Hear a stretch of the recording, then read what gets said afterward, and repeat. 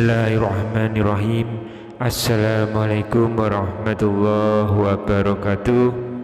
Innal hamdalillah wassalatu wassalamu ala Rasulillah Sayyidina Muhammad ibni Abdillah wa ala alihi wa ahbihi wa mawalah, amma ba'du. Alhamdulillah, dengan izin Allah kita dapat bertemu kembali di channel ini. Untuk itu sempatkanlah menuliskan sholawat di kolom komentar.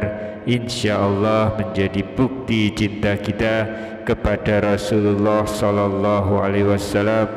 Semoga syafaat beliau akan mengalir kepada kita di akhirat kelak. Amin ya rabbal alamin. Sahabat beriman yang dirahmati Allah, Allah sayang kepada hamba-hambanya yang selalu beriman kepadanya. Namun jarang sekali umat Islam yang memahami bahwa Allah itu akan menaikkan derajat hambanya.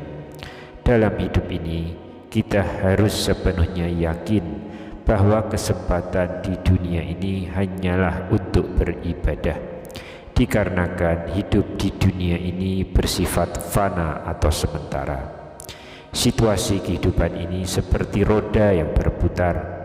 Ada kalanya kita berada di atas yang serba ada dan berkecukupan, tapi ada kalanya kita berada di bawah yang tidak memiliki apa-apa namun cukup untuk kita.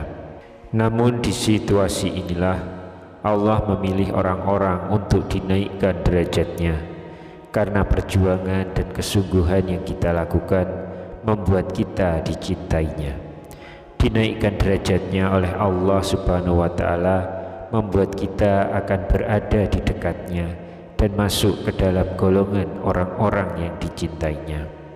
Hal ini akan menghasilkan kebahagiaan, ketenangan, kedamaian, dan ketentraman dunia maupun akhirat yang digenggam oleh kita.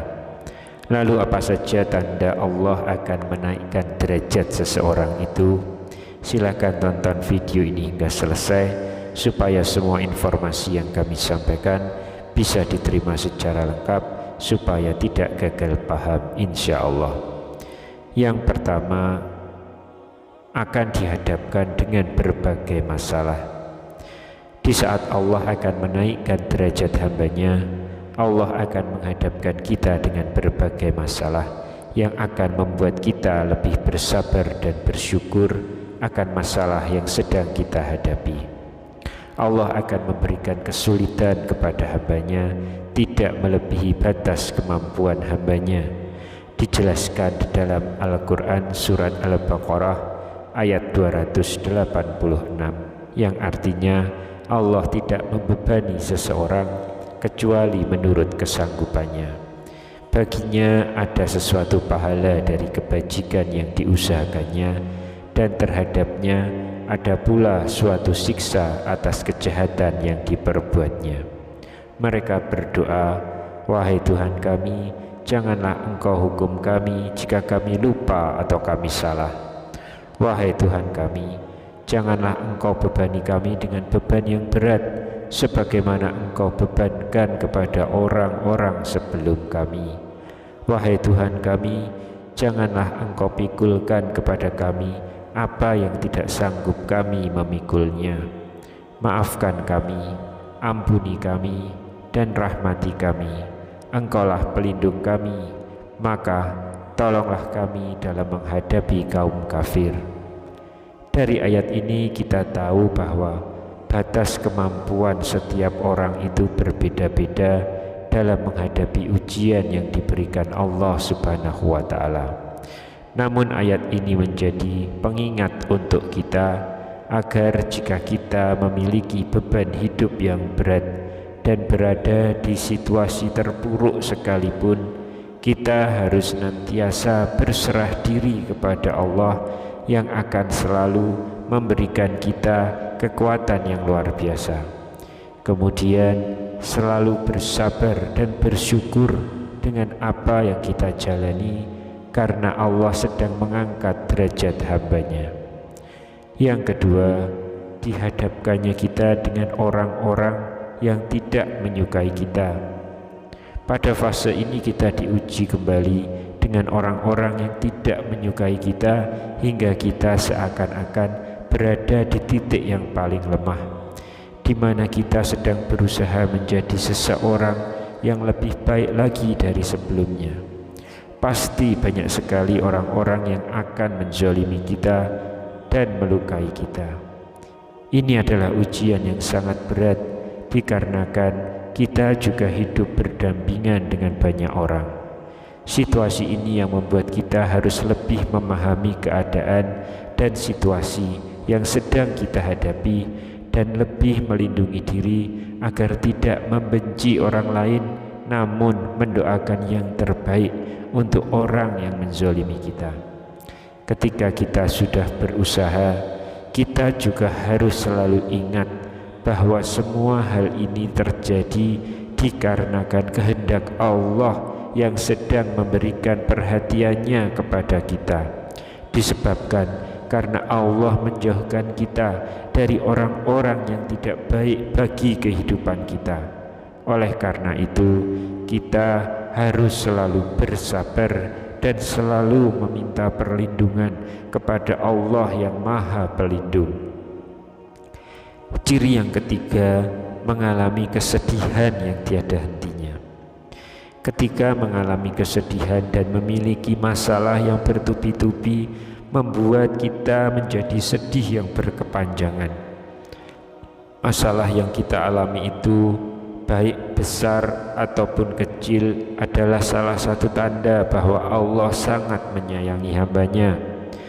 Tapi kita jangan putus asa pada pertolongan Allah. Allah juga selalu berada bersama kita dalam keadaan sedih sekalipun.